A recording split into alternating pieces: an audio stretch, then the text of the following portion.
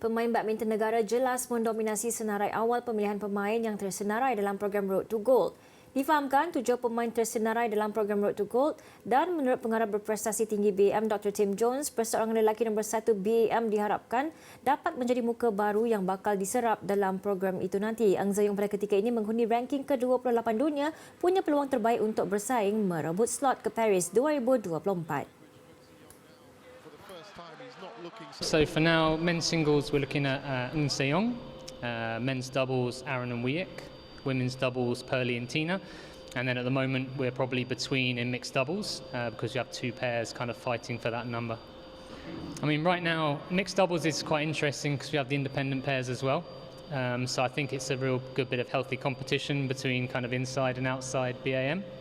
But right now, obviously Tan Jae and Toi Wei are ahead currently in the rankings. But there's no reason that Pang Ron and Teo Mazing can't come back and fight for that spot. So right now it's very hard to say, but Tan Jae and Toi Wei are in the lead at the moment, I'd say, between them. Pada masa sama, Dr. Tim berkongsi kempen persiapan menuju Sukan SEA Kamboja Mei depan sedang dijalankan dengan pemain negara ketika ini sedang beraksi di kejohanan cabaran antarabangsa Thailand. Kejohanan kompetitif yang disertai mereka ini bakal jadi penanda aras terbaik buat jurulatih menilai kemampuan pemain dalam misi sekurang-kurangnya menyamai pencapaian di Tamasya Sukan SEA 2 tahun lalu dengan kem negara hanya meraih 1 pingat emas menerusi bergu campuran Chen Tang Jae dan Paek Yan Wei.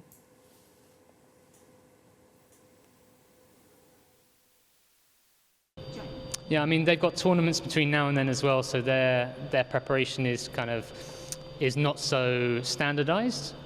But we'll look to get them together for some kind of training beforehand. But it won't be kind of like the Sudirman Cup. It won't be a like centralised training. But we will look to get them together at some point.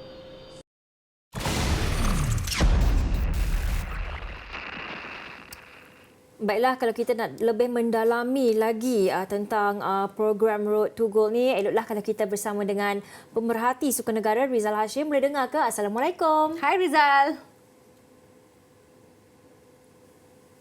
Boleh dengar ke tu? Dengar ke tu Rizal? Ya, Dayang. Dan juga Adeline, selamat menyambut Nisfu Syakban. Yes, sama kepada anda juga Rizal. Baiklah, sebelum kita nak mulakan our discussion dengan lebih mendalam lagi, mungkin Rizal boleh kongsikan kepada penonton Nadi Arena, Road to Gold ni sebenarnya apa? Adakah program yang memang 100% totally baru ataupun kesinambungan daripada program podium sebelum ini, Rizal? Ya, kalau kita lihat sekarang ni masih belum jelas lagi kepada pihak media dan juga secara umumnya apakah ini program baru yang berasingan ataupun ia lanjutan daripada program podium iaitu yang dihaskan untuk atlet elit di bawah Majlis Sukan Negara dan juga atas kerjasama dengan Institut Sukan Negara. Ya. Jadi apakah ini akan mengikut acuan, kalau ikut acuan 2016 yang dahulu apabila pakar-pakar asing dibawa masuk untuk menguruskan program ini atau apakah ia kalau melihat portal, laporan daripada sebuah portal mengatakan bahawa seorang pakar komersial iaitu Stuart Ramalingam akan dibawa masuk untuk menguruskan program ini. Kita sama-sama kita tunggu pengumuman Yang Berhormat Menteri nanti. Okey, Rizal, ada juga beberapa pihak yang mengatakan bahawa program ini sudah terlambat untuk membuahkan hasil di Paris dan kita seharusnya fokus kepada Los Angeles 2028. Mustahil sangat ke dengan program Road to Gold ni untuk kita dapat any results dari Paris? Dia macam more or less setahun lagi sebenarnya kan?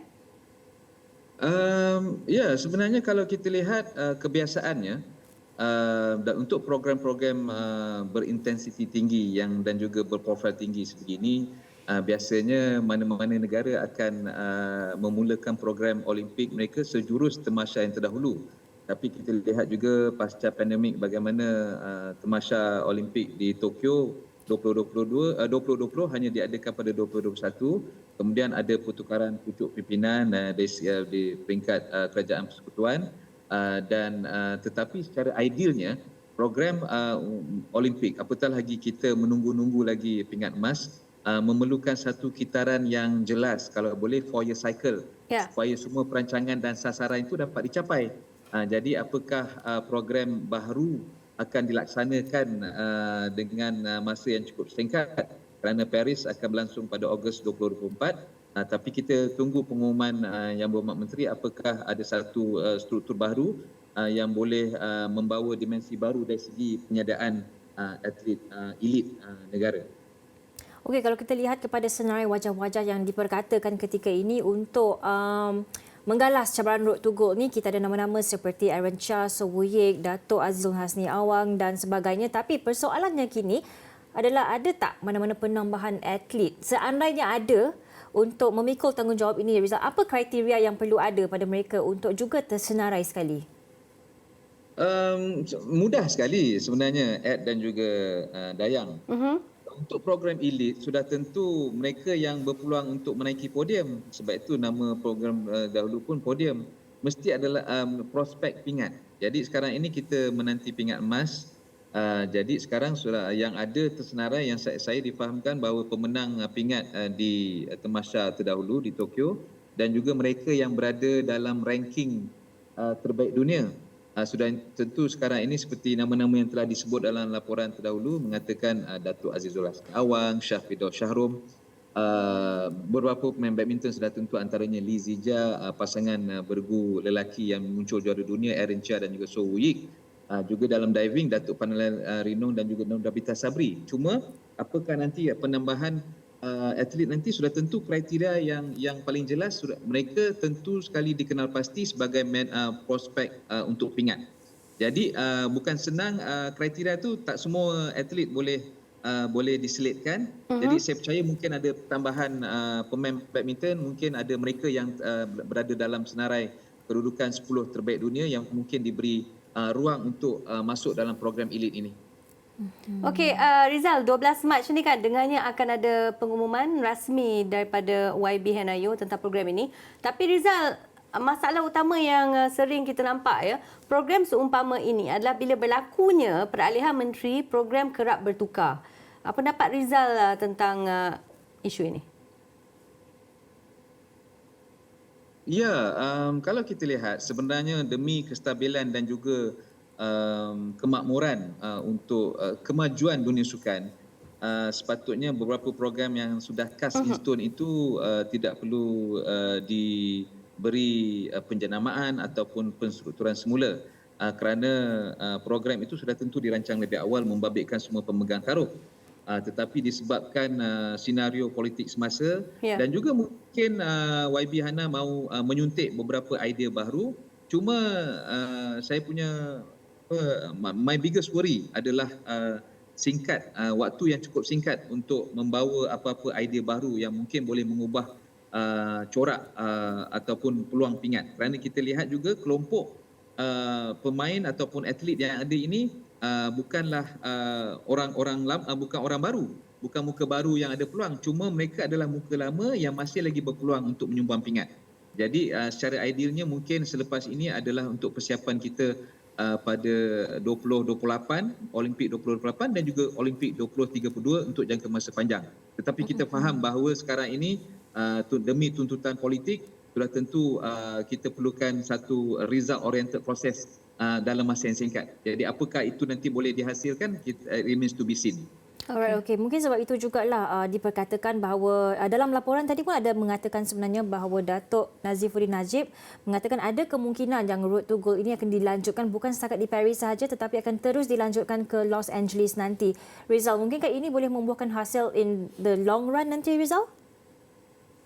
Ya, sebenarnya saya bersetuju dengan Datuk Nazifuddin kerana sebenarnya adalah persiapan kontingen negara sudah tentu harus memakan masa yang cukup panjang kerana ia tidak boleh dilakukan secara overnight.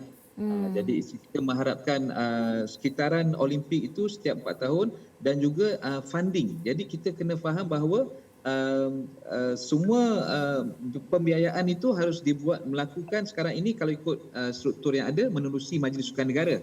Tetapi apakah nanti ada beberapa perubahan untuk memastikan satu etika kerja ataupun work ethos yang berbeza dapat membawa hasil yang berbeza. Jadi itu antara beberapa perkara yang harus diperhalusi untuk memastikan prospek pingat emas ini bukan saja untuk Paris tetapi juga menjangkau 3 atau 4 tamasya Olimpik seterusnya. Kita mahu satu perancangan strategik jangka masa panjang dan bukan saja membabitkan atlet elit.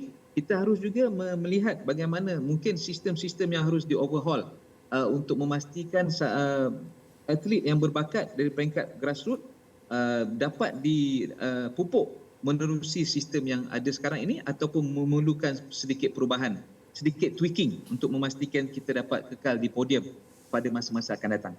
Setuju sangat-sangat dengan Rizal, dan 12 hari bulan lah ya Rizal, kita akan check in dengan Rizal lagi selepas pengumuman dibuat. Okay, so terima kasih Rizal. Tapi setujulah sebenarnya dengan Rizal tadi. You can't plant a seed today and expect to eat the fruit tomorrow. So apa pun kita harapkan yang terbaik daripada program-program ini untuk atlet negara kita. Terima kasih Rizal. Terima kasih Rizal. Terima kasih kembali.